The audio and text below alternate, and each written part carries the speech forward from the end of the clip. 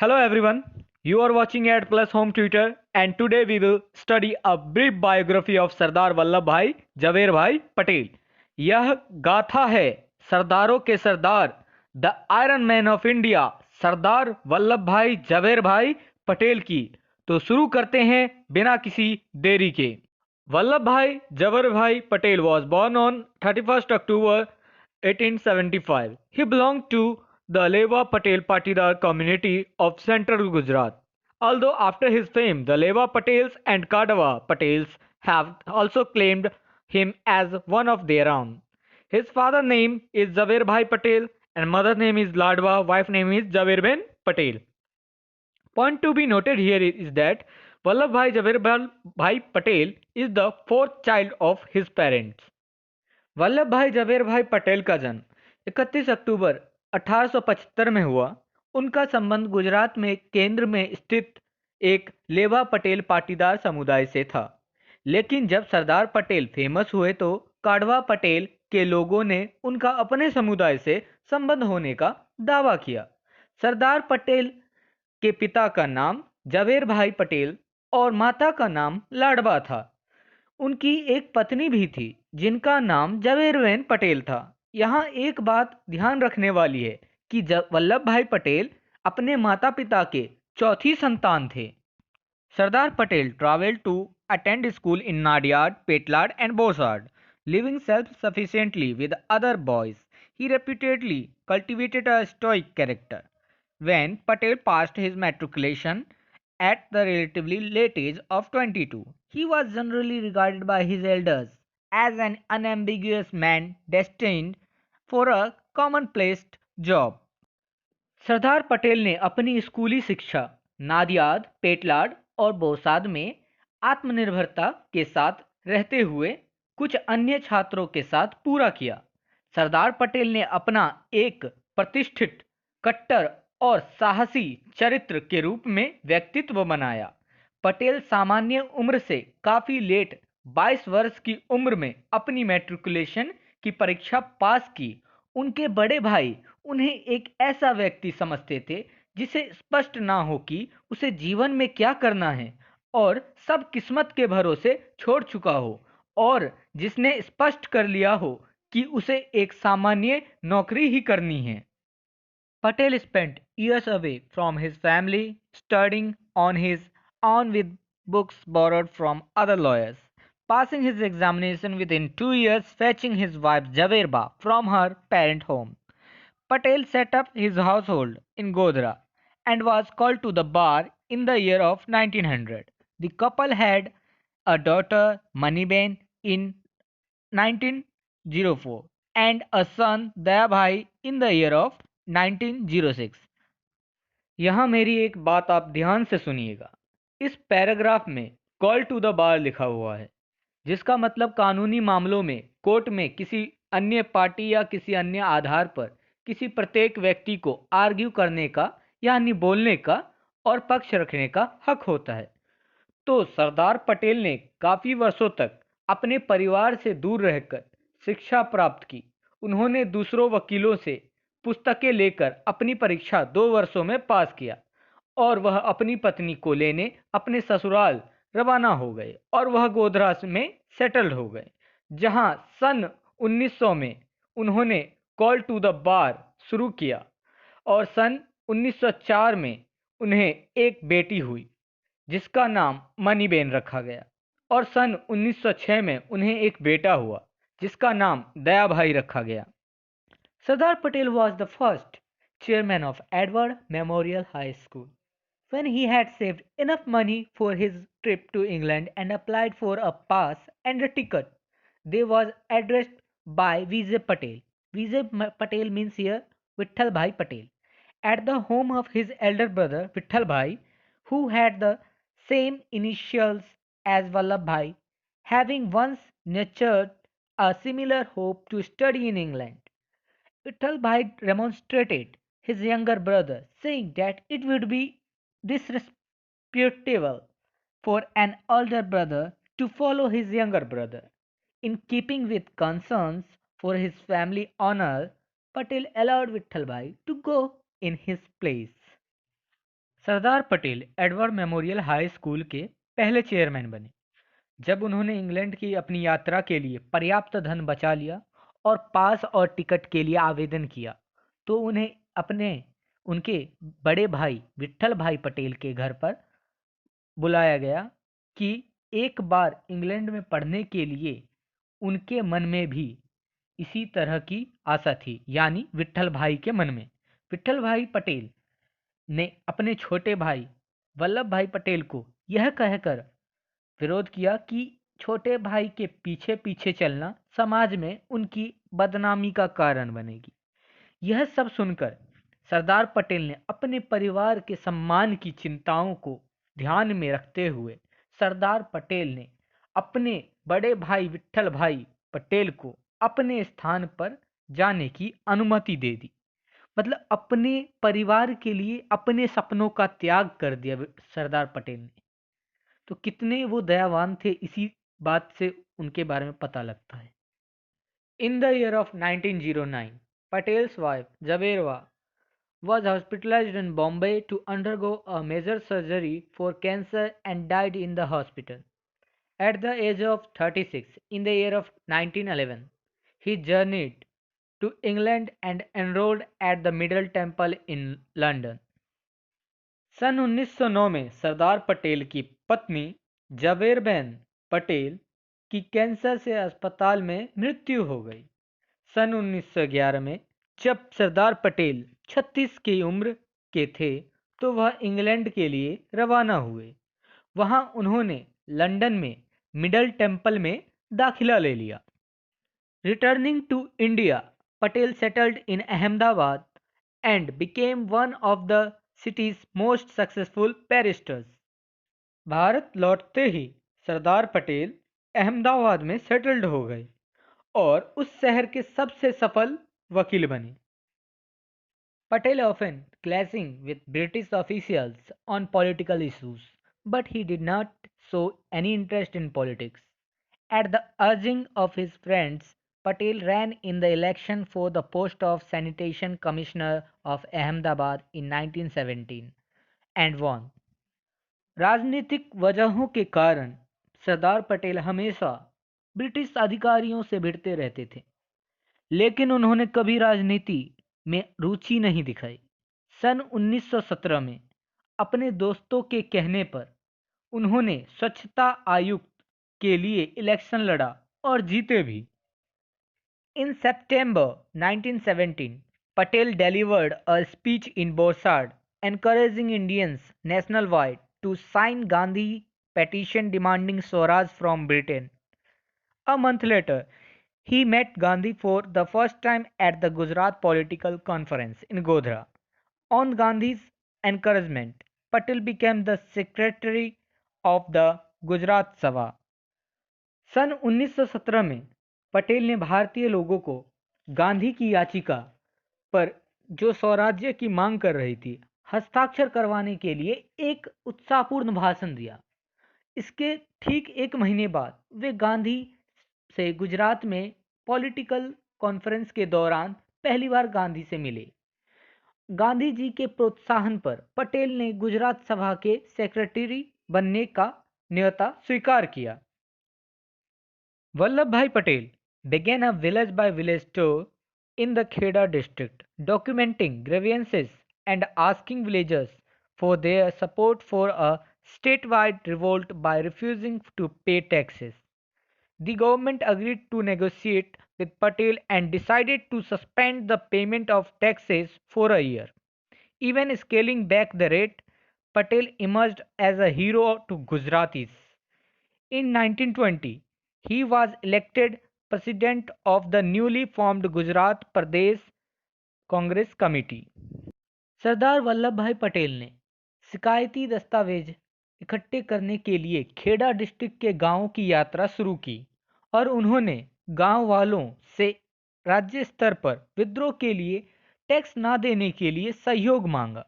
सरकार सरदार पटेल से बातचीत करने को तैयार हो गई और एक साल के लिए टैक्स लेने पर रोक लगा दिया। इस सत्याग्रह में सरदार पटेल सभी गुजरातियों के हीरो बनकर उभरे। सन 1920 में वह गुजरात प्रदेश कांग्रेस कमेटी के प्रेसिडेंट के रूप में चुन लिए गए। Patel supported Gandhi's non-cooperation movement and toured the state to recruit more than 3 lakh members and raise over 1.5 million in funds. Patel threw his all English style clothes and he switched completely to wearing khadi. Patel also supported Gandhi's controversial suspension of resistance in the wake up of Chauri Chaura incident. In the Congress, Patel was a resolute supporter of Gandhi against his Swarajist critics. Sardar Patel ने गांधी जी के असहयोग आंदोलन का समर्थन किया और राज्यों की यात्रा कर 3 लाख स्वयंसेवक नियुक्त किए और साथ ही साथ 15 लाख रुपए एकत्र किए। सरदार पटेल ने अपने सारे अंग्रेजी स्टाइल के कपड़े फेंक दिए और अपने आप को पूरी तरह खादी पहनने के लिए परिवर्तित कर लिया। सरदार पटेल ने गांधी जी के विवादपूर्ण चौरी चौरा घटना के प्रतिरोध के रोक पर भी उनका समर्थन किया। कांग्रेस में पटेल अपने स्वराजवादियों के आलोचकों के खिलाफ गांधी के दृढ़ समर्थक थे। When Gandhi was in prison, Patel was asked by members of Congress to lead the Satyagraha in Nagpur in 1923 against a law banning the raising of the Indian flag. He organized thousands of volunteers from all over the country to take part in processions of public violating the law.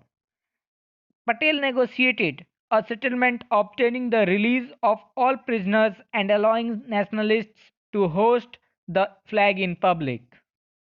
जब Gandhi ji jail में थे तब भारतीय झंडे को ना फहराने वाले कानून के विरोध में सन 1923 में नागपुर में सरदार पटेल को कांग्रेस के सदस्यों द्वारा नेतृत्व करने को कहा गया। उन्होंने पूरे देश में हजारों स्वयंसेवक को कानून का उल्लंघन करने वाली जनता के जुलूस में भाग लेने के लिए प्रबंध किया। पटेल ने बातचीत के जरिए एक समझौता कर लिया जिसमें उन सारे कैदियों को आज़ाद कर दिया गया जिन्हें भारतीय झंडे फहराने के लिए जेल हुई थी और साथ ही साथ सार्वजनिक स्थान पर भारतीय झंडा फहराने की अनुमति भी प्राप्त कर ली। In April 1928, Patel returned to the independence struggle from his municipal duties in Ahmedabad when Bardoli suffered from a serious double predicament of a famine and a steep tax hike.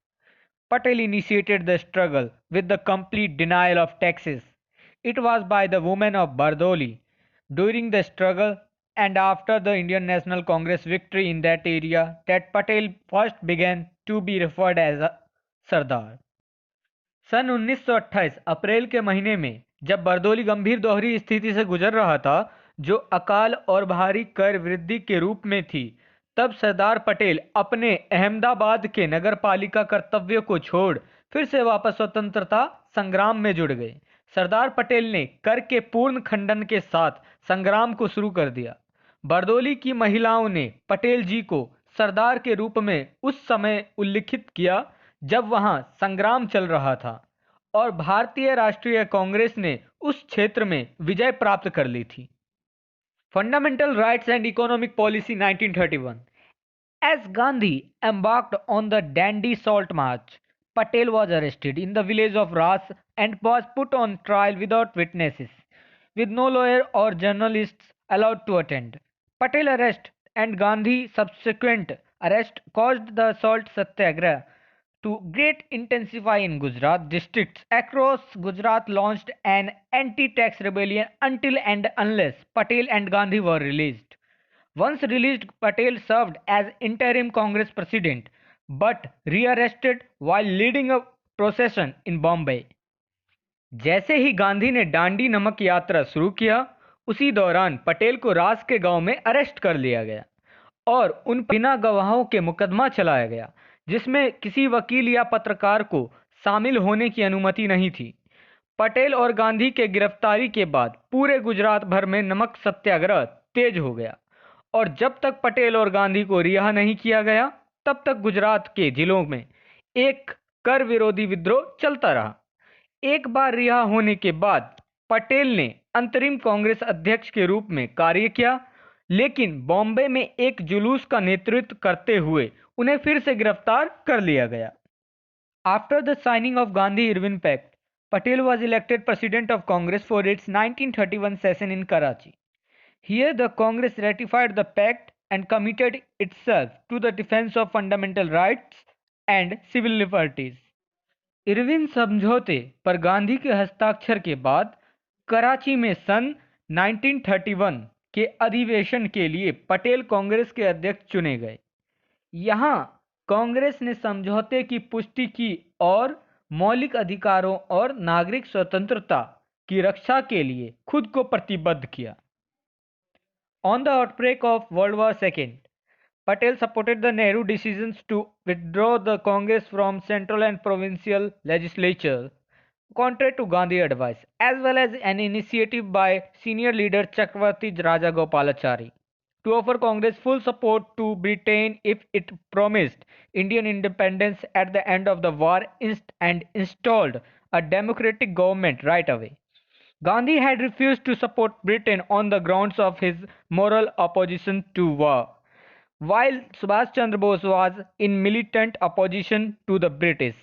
The British rejected Rajagopalachari's initiative and Patel embraced Gandhi's leadership again. द्वितीय विश्व युद्ध के शुरुआत में गांधी जी की सलाह के साथ साथ वरिष्ठ नेता चक्रवर्ती गोपालाचार्य की पहल पर कांग्रेस ब्रिटेन को पूर्ण समर्थन देने के लिए तैयार हो गए, लेकिन उन्होंने एक शर्त भी रख दी कि युद्ध के अंत में वो भारतीय स्वतंत्रता का वादा करें और एक लोकतांत्रिक सरकार की स्थापना करें। इसके ठीक विपरीत पटेल ने केंद्रीय और प्रांतीय विधायिका से कांग्रेस को वापस लेने के नेहरू के फैसले को समर्थन दिया। गांधी ने युद्ध के अपने नैतिक विरोध के आधार पर ब्रिटेन का समर्थन करने से इनकार कर दिया था, जबकि सुभाष चंद्र बोस अंग्रेजों के उग्र विरोध में थे।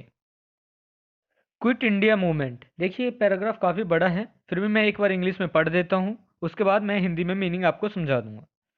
While Nehru, Rajagopalachari and Maulana Azad initially criticized Gandhi's proposal for an all-out campaign of civil disobedience to force the British to quit India, Patel was its most fervent supporter. Patel urged that the campaign start without any delay. Patel stated his intention to resign from the Congress if the revolt were not approved.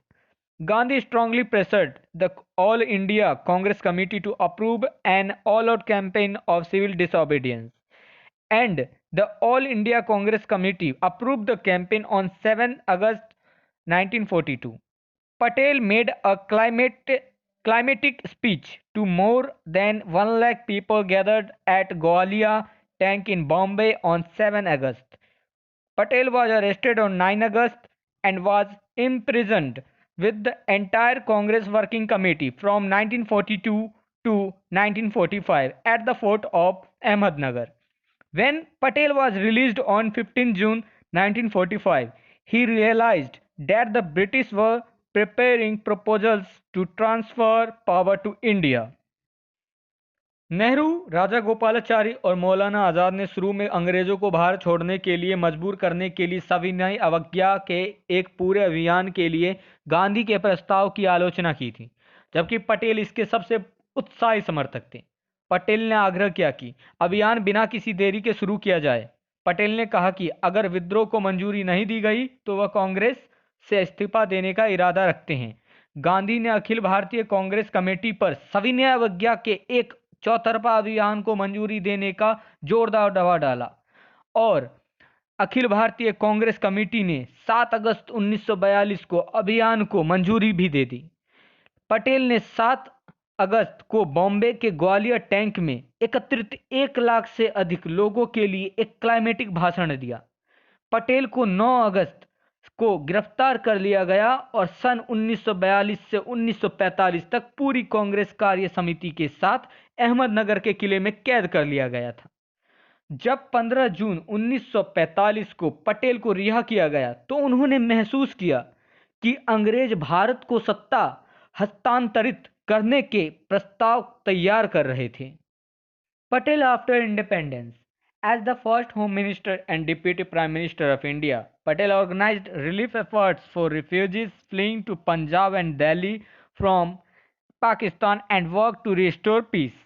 He led the task of forcing a united India successfully integrating into the newly independent nation those British colonial provinces that had been allocated to India. Besides those provinces that had been under direct British rule, approximately 565 self governing princely states had been released from British suzerainty by the Indian Independence Act of 1947.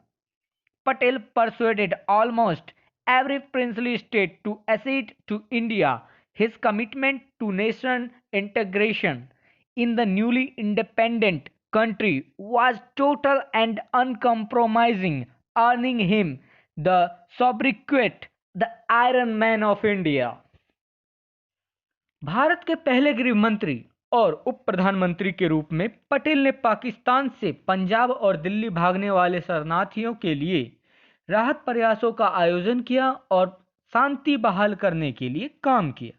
उन्होंने एक संयुक्त भारत के निर्माण के कार्य का नेतृत्व किया और उन ब्रिटिश औपनिवेशिक प्रांतों को नए स्वतंत्र राष्ट्र में सफलतापूर्वक एकीकृत किया जो भारत को आवंटित किए गए थे। उन प्रांतों के अलावा जो प्रत्यक्ष ब्रिटिश शासन के अधीन थे, लगभग 565 स्वशासी रियासतों को 1947 के भारतीय स्वतंत्रता अधिनियम द्वारा ब्रिटिश आधिपत्य से मुक्त कर दिया गया था। पटेल ने लगभग हर रियासत को भारत में शामिल होने के लिए राजी कर लिया। नए स्वतंत्रता देश में राष्ट्रीय एकता के प्रति उनकी प्रतिबद्धता संपूर्ण और अडिग थी, जिससे वे भारत के प्रतिष्ठित लौह पुरुष बन गए। यहाँ पर स्क्रीन पर आप देख सकते हैं कि सरदार पटेल ने दोबारा सोमनाथ मंदिर के निर्माण के लिए आदेश दिया और सुंदर मंदिर बनवाया। After suffering a massive heart attack, Patel died on 15 December 1950 at Birla House in Bombay. 15 दिसंबर 1950 को बम्बई के बिरला हाउस में दूसरी बार दिल का दौरा पड़ने के बाद पटेल की मृत्यु हो गई। अब बस मैं इस जीवनी को यहीं समाप्त करता हूँ और सरदार पटेल को नमन करता हूँ। If this video is helpful for you, then please subscribe channel and click the bell icon and select all option for the further notification, and not forget to like and share.